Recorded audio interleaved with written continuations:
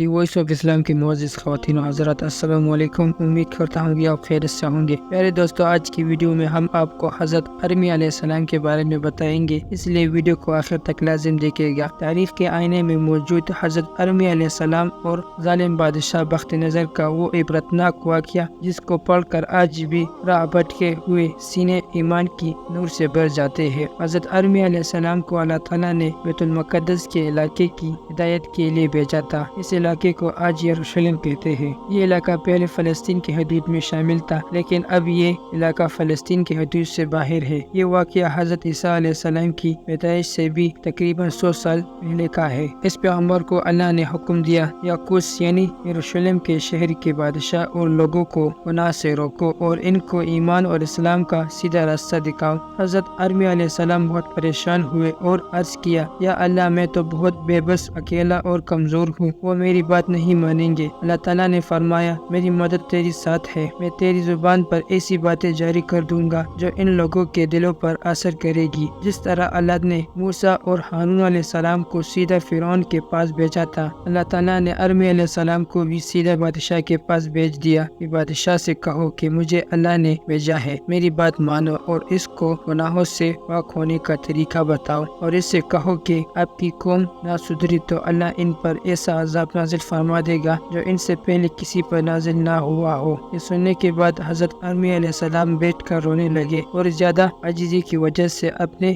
سر پر مٹی ڈال دیے۔ انبیاء علیہ السلام جو کہ رحم دل ہوتے ہیں، اور حضرت ارمیہ علیہ السلام یہ بات جانتے تھے کہ اگرچہ چند لوگ میری بات مان لیں لیکن زیادہ تر لوگ میری بات نہ مانیں گے، وہ لوگ تو کیا وہ ہلاک ہوں گے۔ اللہ تعالیٰ نے ان کی اس حالت کو دیکھ کر فرمایا، اے ارمیہ، کیوں روتے ہو؟ حضرت ارمیہ علیہ السلام نے عرض کیا، یا اللہ، اگر وہ لوگ میری بات نہ مانے تو آپ ان کو ہلاک کر دیں گے، میں اسی غم و فکر کی وجہ سے رو رہا ہوں۔ اللہ نے فرمایا، اے ارمیہ، جب تک تو مجھے اس قوم کی ہلاکت کی دعا نہ کرو گے، میں ان کو ہلاک نہیں کروں گا۔ یہ سننے کے بعد ارمیہ علیہ السلام کو تسلی ہو گئی۔ پھر اس کے بعد آپ علیہ السلام سیدھا بادشاہ کے پاس چلے گئے، اور بادشاہ ایک اچھا عقل مند اور رحم دل آدمی تھا۔ حضرت ارمیہ علیہ السلام نے ان کو اپنا تعارف کروایا اور پھر اللہ کی اطاعت اور اس کے دین کی طرف بلایا۔ تو بادشاہ نے آپ سے کہا کہ جاؤ اور لوگوں کو بھی اپنے اس دین کی دعوت دو، کوئی بھی تم کو کچھ نہیں کہہ سکتا۔ اس سے پہلے جو انبیاء گزرے تھے، وہ جب بنی اسرائیل کو اللہ کی وحدانیت اور اپنی اطاعت کی طرف بلاتے تو وہ لوگ ان انبیاء پر طرح طرح کے ظلم کرتے، ان کو مارتے، اور بہت سے انبیاء کو اپنی قوم نے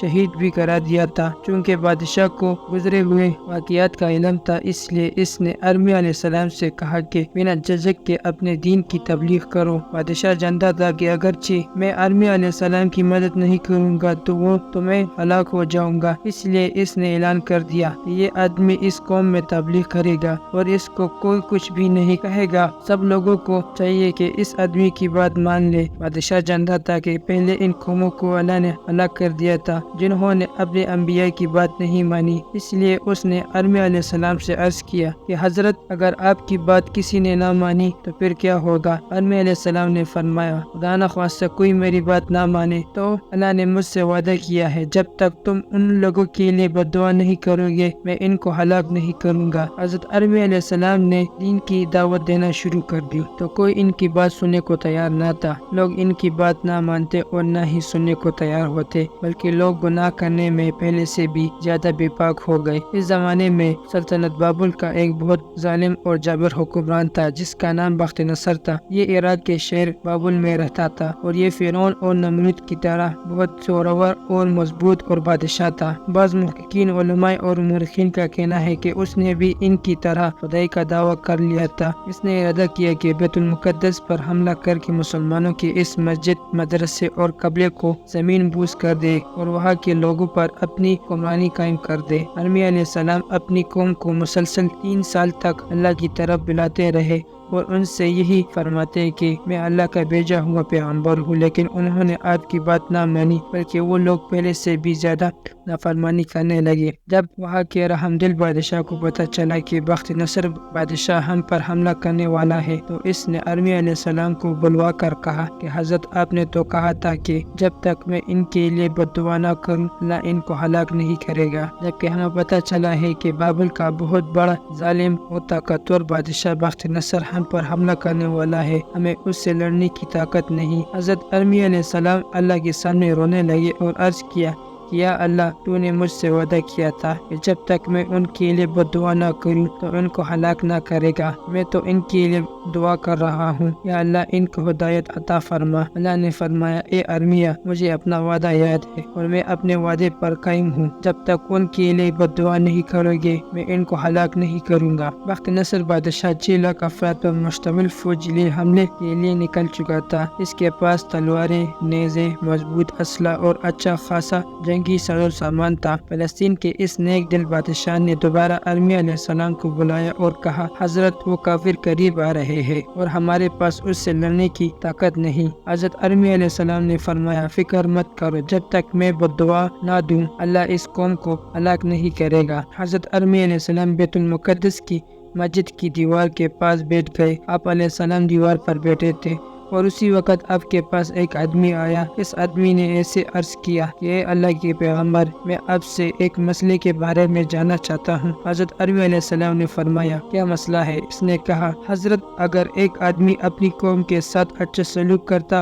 हो, इसके साथ एहसान करता हो, इसको खाना भी देता हो और इनको हलाकत और तबाही से भी रोकता हो, लेकिन वही कौम उल्टा इस पर जुल्म करता हो, इसको गालियाँ देता हो और इसकी बेइज्जती करता हो, तो ऐसे हालात में इस आदमी को क्या करना चाहिए? हजरत अरमी अलैहिस्सलाम ने फरमाया, इस आदमी को अपनी कौम के साथ बुरा नहीं करना चाहिए और इसके साथ इसी तरह अच्छा सलूक जारी रखना चाहिए। वो आदमी हजरत अरमी अलैहिस्सलाम की बात सुनकर वापस चला गया। वो आदमी जो अरमी अलैहिस्सलाम के पास आया था, दरअसल वो अल्लाह की जानिब से भेजा गया एक फरिश्ता था जो आपके पास इंसानी शक्ल में आया था, लेकिन आपको पता नहीं चला कि वो आदमी नहीं बल्कि एक फरिश्ता था। वो फरिश्ता वापस हुआ और 2 दिन के बाद फिर आप अलैहिस्सलाम के पास आया और उसने आकर कहा, हजरत, मैं वही आदमी हूँ जो परसों आपके पास आया था। इस मरतबा इसने वही सवाल किया कि हजरत, एक शख्स अगर अपनी कौम के साथ अच्छा सलूक करे और इस कौम की अच्छी तरह मदद करे, इनको रोटी कपड़ा दे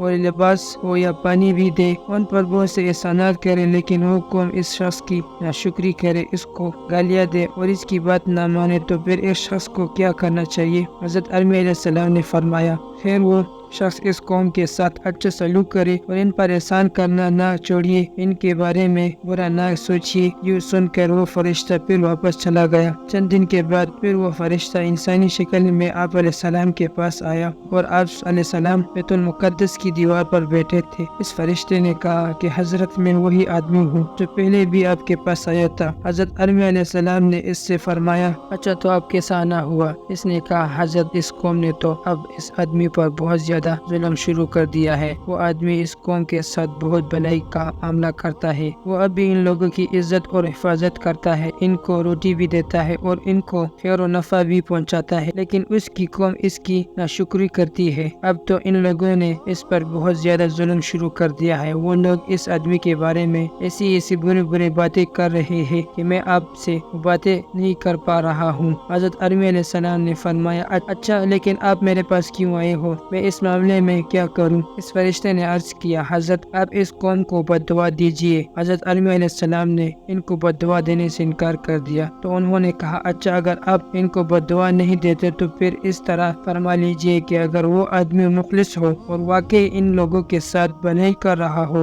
लेकिन वो लोग इस पर जुल्म करते हो, तो या अल्लाह, मैं इन लोगों को बद्दुआ देता हूँ कि या अल्लाह, अगर वो आदमी मुखलिस हो और इन लोगों का खैरख्वाह हो, लेकिन ज्यादती करता हो और उसको गालियाँ देते हो, तो फिर इस कौम को हलाक कर दे, और अगर ऐसा ना हो तो फिर ऐसा मत करना। ये सुनकर वो फरिश्ता इंसानी शक्ल में आया था, वापस चला गया। इस फरिश्ते के जाने के बाद वक्त नसर पहुंच गया। इसने अपनी लश्कर के जरिए बैतुल मुकद्दस को चारों तरफ से घेर लिया। अरमी अलैहिस्सलाम को बादशाह ने बुलाया और कहा कि हजरत, वक्त नसर मस्जिद को शहीद कर देगा और सब घरों को मुनहदम कर देगा। आप कहते थे कि जब तक मैं बद्दुआ ना करूँ ये कौम हलाक ना होगी। ہوگی، کیا آپ نے اس قوم کے لیے بد دعا کر لی ہے؟ حضرت ارمی علیہ السلام القدس میں اللہ کے سامنے سجدہ ریز ہوئے اور رونے لگے، یا اللہ، آپ نے مجھ سے وعدہ کیا تھا کہ میں اس قوم کو تب تک ہلاک نہیں کروں گا جب تک آپ ان کو بد دعا نہ دو، یا اللہ میں تو ان کے لیے دعا کر رہا ہوں۔ اللہ تعالیٰ نے فرمایا، آپ نے تو خود اس قوم کو بد دعا دی ہے، میں ان کے ساتھ بھلائی کرتا ہوں، ان کو روٹی دیتا ہوں اور لباس دیتا ہوں، ان پر احسان کرتا ہوں، لیکن وہ میری ناشکری کرتے ہیں، میرے ساتھ کسی کو شریک ٹھہرانا، مجھے گالی دینا، وہ میرے حق تلفی کرتے ہیں، میرے غیر کو پوجتے ہیں۔ میرا فرشتہ آیا تھا، اس کے سامنے تم نے ان لوگوں کو بد دعا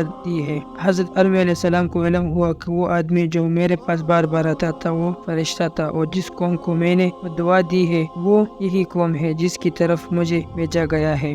حضرت ارمی علیہ السلام کو اللہ تعالیٰ نے حکم دیا کہ اس شہر سے باہر نکلو، کیونکہ اب مجھے اس شہر پر عذاب لانے سے کوئی نہیں روک سکتا۔ حضرت ارمی علیہ السلام شہر سے نکل گئے اور بخت نصر نے آ کر بیت المقدس اور اس پورے شہر و گاؤں پر حملہ کر دیا۔ وہ حملہ اتنا تیز تھا کہ لوگوں کے گھر گر گئے، بیت المقدس مسجد شہید ہو گئے۔ بخت نصر نے بوڑھوں کو کچھ نہ کہا، بلکہ ان کو حکم دیا کہ نکلو یہاں سے اور جا کر جنگلوں یا صحراؤں میں رہو۔ بچوں کو اپنا غلام بنا دیا اور جوان عورتوں کو اپنے ساتھ لے گیا، اور جوان آدمیوں کو 3 حصوں میں تقسیم کیا، ایک حصے کو قتل کر دیا، ایک حصے کو بوڑھوں کی خدمت کے لیے چھوڑ دیا اور تیسرے حصے کو اپنا غلام بنا لیا۔ تاریخ کی کتابوں میں لکھا ہے کہ بخت نصر ظالم بادشاہ کی شکل میں اتنے خطرناک قہر کی مثال ہی نہیں ملتی۔ ویڈیو کو آخر میں آپ ایک بار درود شریف پڑھنا نہ بھولیں۔ دوستو، ہمیں امید کرتے ہیں کہ آپ کو ہمارے آج کی ویڈیو پسند آ گئی ہوگی۔ اگر آپ کو ہماری آج کی ویڈیو پسند آ گئی ہے تو سب سے پہلے اسے لائک کریں اور اپنے رائے کا اظہار کمنٹ سیکشن میں ضرور دیں۔ آخر میں آپ سے پھر سے درخواست ہے کہ دی وائس آف اسلام کو سبسکرائب کریں اور ساتھ ہی لگی گھنٹی کو بھی کلک کریں تاکہ ہمارا آنے والے نوٹیفیکیشن بر وقت ملتا رہے۔ تو ملتے ہیں نیکسٹ ویڈیو میں۔ خدا حافظ۔